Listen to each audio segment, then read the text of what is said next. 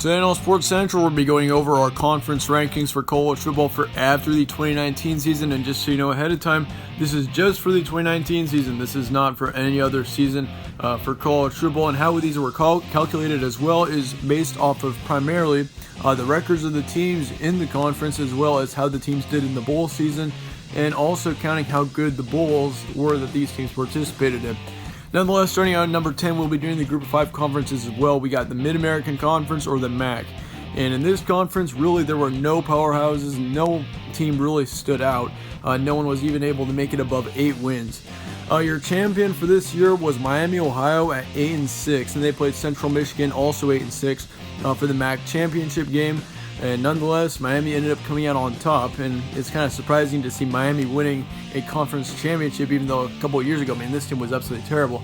But nonetheless, throughout the rest of the conference, they actually had 7 teams that were able to make it to bowl games. But overall, they were pretty mediocre bowl games, primarily just because, no team was able to make it even above 8 wins in this conference here this year. But nonetheless, really every single team except for Northern Illinois and Ball State in the West Division was able to make a bowl game. So they also had 4 in the East Division as well. So that's pretty good for the MAC conference. Nonetheless, number 9 is the Conference USA. And looking at how these guys turned out, they turned out better than the MAC did, but they still weren't all that great. Florida Atlantic and UAB played for the championship game, and Florida Atlantic came out on top at 11-3. Of course, they had a great team this year. Lane Kiffin, of course, head coach, and now he's transferred away, so it'll be interesting to see how they do next year. But nonetheless, UAB also had a great year at 9-5. Louisiana Tech was the only other team to get above 10 wins, and looking at the rest of the conference, you had 2 1-11 teams, and you also had a couple of 4-8s in there, 3-9 in Rice. And overall, in the 2019-2020 bowl season, they did all right, 3-5. Overall, that's not great. Of course, you're below 500 record-wise, but nonetheless, this conference still has quite a bit to work on if they're going to get a little higher. Number 8 is the Sun Belt, and this conference only has 10 teams, so that made a little bit of a difference for me. In the East Division, of course, they did have a pretty standout team. That'd be Appalachian State. They were 13-1 all season long. They powerhoused through this conference. They were undefeated for a very, very long time. And Appalachian State, I felt like was a little bit overrated all season long, primarily because, in this conference, you got no one else that's really a big standout. Of course, Louisiana is pretty good.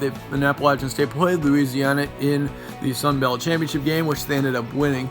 By a decent amount actually too, but nonetheless, either way, this conference is a little bit, they just don't have really anyone. South Alabama 2-10, Texas State 3-9, they got a couple lower teams, but nonetheless, once again, Appalachian State won the 2019 Sun Belt Championship, and their bowl record was 3-2. So overall, this conference I feel is better than the other 2 conferences in the Conference USA and the MAC, primarily because their bowl record was better, and also Appalachian State adds a ton to that. Number 7 is the Mountain West, and now you get a little bit of a gap between the Sun Belt and the Mountain West. I think the Mountain West is significantly better than the 8th, 9th, and 10th conferences on this list. But nonetheless, in this conference, you got plenty of standout teams. You got Boise State, who finished off 12-2, and they were ranked for the majority of the season. You also have Air Force, who was 11-2, and they were ranked for a couple of games. And then the West Division 2, Hawaii had a really good season, one of the best seasons they've ever had. And then San Diego State, of course, at 10-3 too. So they had 4 teams that were above 10 wins. So that is very excellent for this conference, of course. And then Boise State ended up winning it. Not much of a shocker there, though, as they finished off 12-2. As for the rest of the conference, they've only got 1 team that's below 4 wins, and that would be New Mexico at 2-10. They've got 3 4-8 teams, though, which would be Colorado State, Fresno State, and UNLV. And they also had San Jose State and didn't make a bowl game, but they did have Utah State, Wyoming, and Nevada all make bowl games as well. Their bowl record was pretty good too as well, above 500 at 4-3. Number 6 is the American Athletic Conference, or the AAC, and this is a very clear spot for me. The Mountain West and the American Athletic Conferences are kind of in the same boat, but the AAC is still significantly better than them. And really, the AAC had a really good year. Cincinnati, of course, was ranked the majority of the season. UCF had a bit of a down year compared to how they've been, but Memphis really played well. Navy, SMU did too. They have like five teams in this conference, I think, were ranked at some point this season. So, and of course, Temple, I don't think Temple ever was, but of course, Temple was close at some points. But nonetheless, yeah, they had 5 teams in or above 10 wins, and they also had 1, 2, and 10 team in UConn, so they didn't do very good. But they also had 4, 4, and 8 teams, and they had a 7 and 6 team, a 8 and 5 team as well.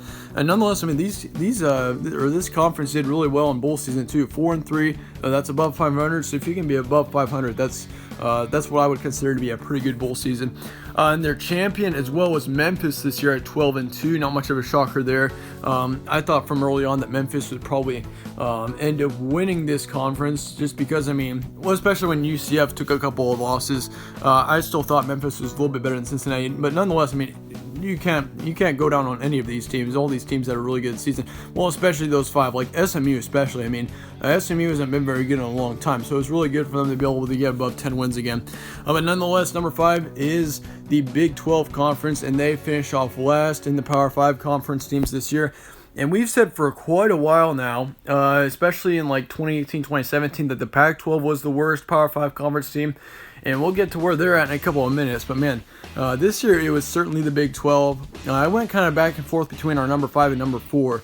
But I think it's the Big 12 at number 5, mainly because, I mean, looking at how these teams performed in bowl season, they had 6 teams qualify for a bowl game out of the 10. That's pretty good. But they were only 1 and 5, so that is a horrible record. Only 1 win this entire bowl season for the Big 12. And looking at how Oklahoma performed in the College Football Playoff as well to LSU, I think it kind of shows the strength of the Big 12. And I mean, I understand that Oklahoma played LSU. I mean, but if you were in a good conference, you'd at least put up a good game. And the primary problem of this conference as well is the defenses. I mean, you don't see very many good defenses in this conference. And if you do have a good defense, you're probably a good team. But for Oklahoma, they finished off 12 and 2. They were your champion this year, and Baylor kind of came out of nowhere. They played Oklahoma for the championship, and those two teams were kind of in a league of their own this season. Of course, the next team down was Texas, Oklahoma State, and Kansas State, who were all 8 and 5. You also had Iowa State, who's 7 and 6, and West Virginia, TCU, Texas Tech, and Kansas never even made a bowl game. Number 4 is the ACC, and this was a little bit questionable as well. I kind of considered putting them down at number 5. But they had more teams that qualified for bowl games overall. They had 10 of the 14 teams qualify for bowl games. So that was pretty impressive in my opinion. But the only problem is you only have 1 team that's above 9 wins, and that would be Clemson, who is an absolute powerhouse, and they've completely steamrolled through this conference, especially last year. They finished off the season 14-1. Of course, their only loss was to LSU in the national championship, so Clemson had a great year.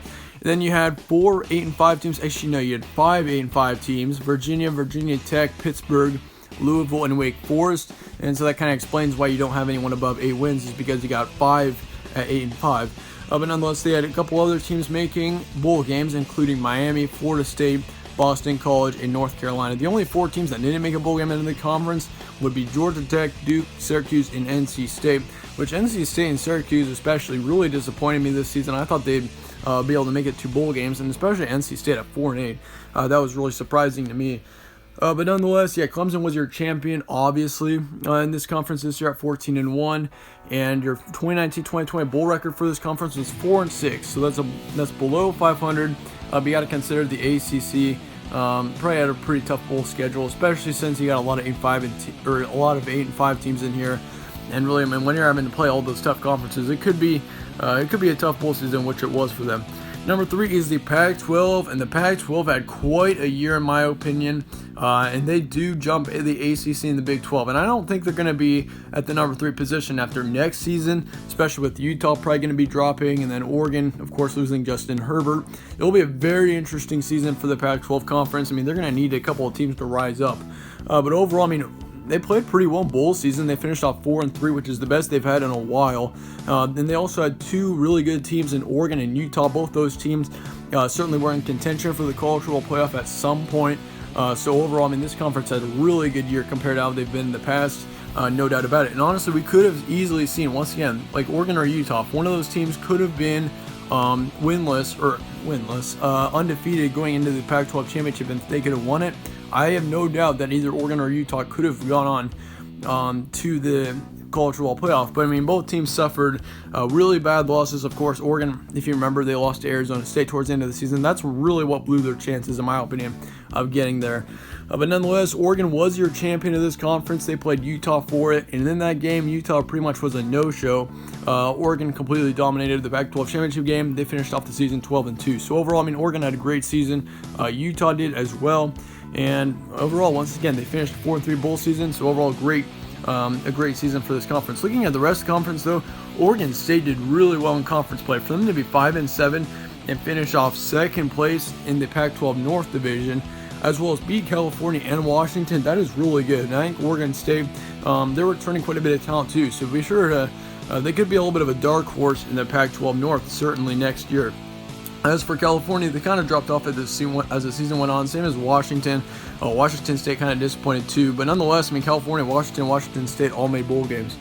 As for the South Division, this was a really interesting division for me coming into the season. I thought, honestly, 5 of the 6 teams in the South Division could have gone on to the Pac-12 championship, and it turned out to be Utah in the end by quite a bit. I mean, they led the conference, or led the division by 3 wins. I mean, USC, they finished off 8-5. UCLA did pretty well towards the end of the season, 4-8. 8-5 for Arizona State, and 5-7 for Colorado, 4-8 for Arizona, which Arizona really disappointed me this year too. But once again, Oregon was your champion for this conference. And now moving on to number 2, you get a little bit of a gap between the Pac-12 and the Big Ten, who's our number 2. And no doubt that the Big Ten should be really high up on this list. I mean, you got Ohio State, Penn State, Wisconsin, Minnesota, and Iowa. All those teams were above 10 wins, and as well as Michigan too. You can't count them out of this. Of course, Michigan had a really good season, and even Indiana.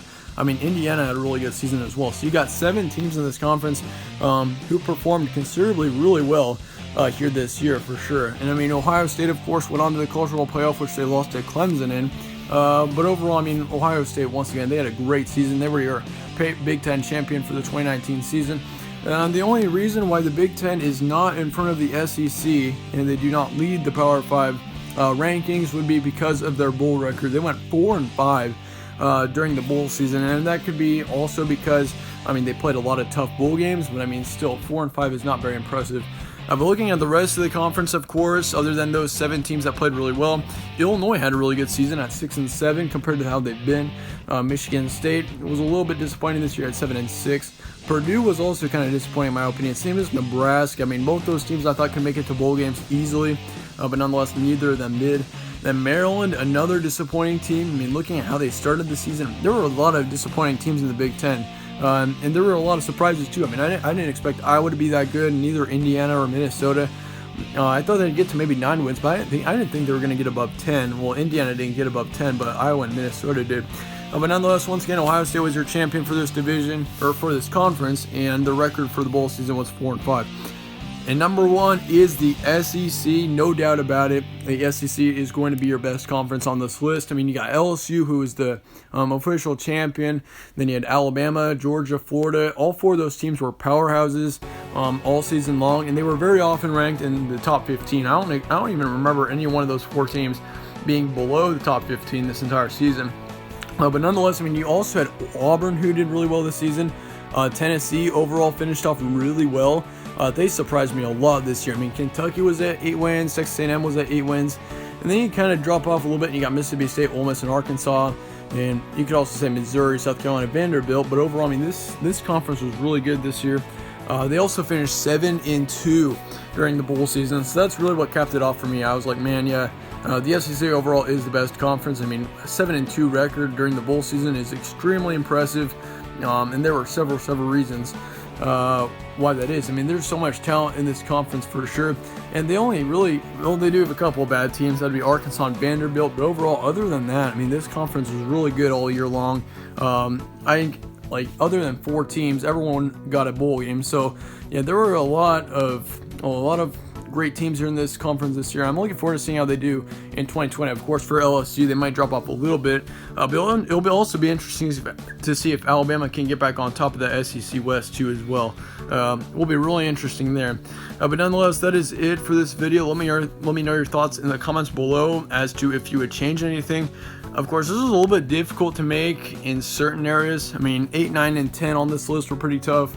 I'd also say like the Pac-12, the ACC, and the Big 12 were also kind of tough. There's a few little gaps in this list, of course, and I mentioned those before. But nonetheless, let me know your thoughts in the comments below on it. Let me know if you change anything on it as well. Thank you guys all for watching, though. Leave some support if you'd like to. I'd really appreciate that. And stay tuned for more from All Sports Central. I will see you all later.